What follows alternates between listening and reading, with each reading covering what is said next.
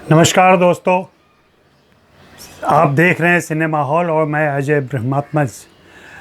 शकुंतला देवी का ट्रेलर आ चुका है, आप सभी ने देखा होगा। मुझे जो इस ट्रेलर में ख़ास बात लग रही है वो एक तो विद्या बालन हैं ही, वो तो सबको मालूम है, वो कोई ख़ास बात नहीं है। उनको तो इस फिल्म में होना ही था एक तरीके से। शकुंतला देवी के बारे में जब भी सोचा गया होगा तो उनके बारे में ही सोचा गया होगा, क्योंकि शकुंतला देवी की जो कद काठी थी, जो वेशभूषा थी और जिस तरीके से वो पेश आती थी, वो बहुत कुछ विद्या बालन से मिलता है। ये तो उसका आउटर हिस्सा हुआ।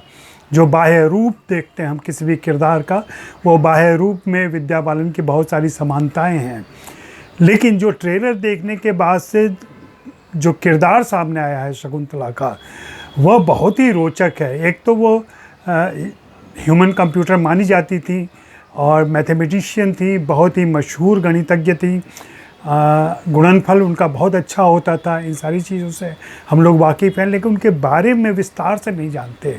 उनकी खूबियों के बारे में हमने सुन रखा है, लेकिन उनकी अपनी निजी ज़िंदगी में क्या सब बातें हो रही थी, इन सारी चीज़ों से हम लोग वाकिफ़ नहीं हैं। कोई भी व्यक्ति, कोई भी महान व्यक्ति, कोई भी प्रसिद्ध व्यक्ति यूं ही नहीं बनता है। उसके पीछे बहुत सारी चीज़ें होती हैं, बहुत सारे समीकरण होते हैं, बहुत सारे इक्वेशन होते हैं। कहीं वह लोगों को खुश करता है, कहीं वह लोगों को नाराज़ करता है। ख़ास करके रिश्तों में कई प्रकार की दिक्कतें आती हैं, जो इस ट्रेलर में दिखाई पड़ रहा है कि बेटी उनके साथ एडजस्ट नहीं कर पा रही है।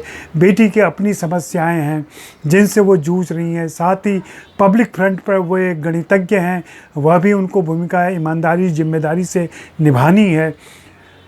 इस द्वंद्व को, इस दुविधा को निश्चित रूप से विद्या बालन ने बहुत अच्छी तरह से पकड़ा होगा। उनकी प्रतिभा से हम सभी परिचित हैं। लगातार वह खुद को साबित करती रही है, परिणीता से लेकर अभी तक। इधर उनके करियर में भी ठहराव आया है। ठहराव इस मायने में कि अब वो बहुत चुनिंदा फिल्में कर रही हैं।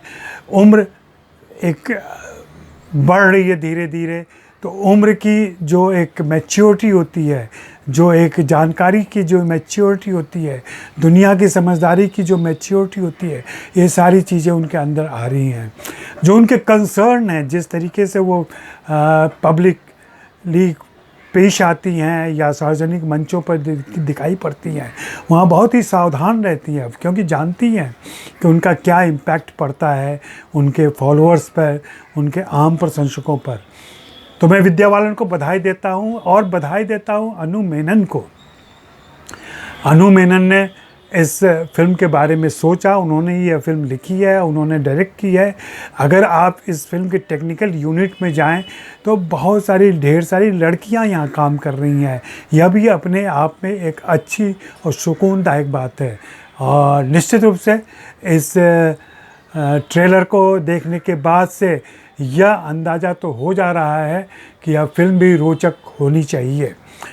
अब बस इंतज़ार करते हैं। अमेज़ॉन पर 31 जुलाई को यह आने जा रही है और उसके पहले 24 को आ जाएगी दिल बेचारा, जो सुशांत सिंह राजपूत की फिल्म है, जिसे मुकेश छाबड़ा ने निर्देशित किया है। साथ ही जैसा कि आप सबने सुना होगा, आज नेटफ्लिक्स ने अपने 17 नए ओरिजिनल शोज़ की घोषणा की है। उसमें ढेर सारी फिल्में हैं, कुछ वेब सीरीज़ हैं और कुछ अन्य चीज़ें हैं।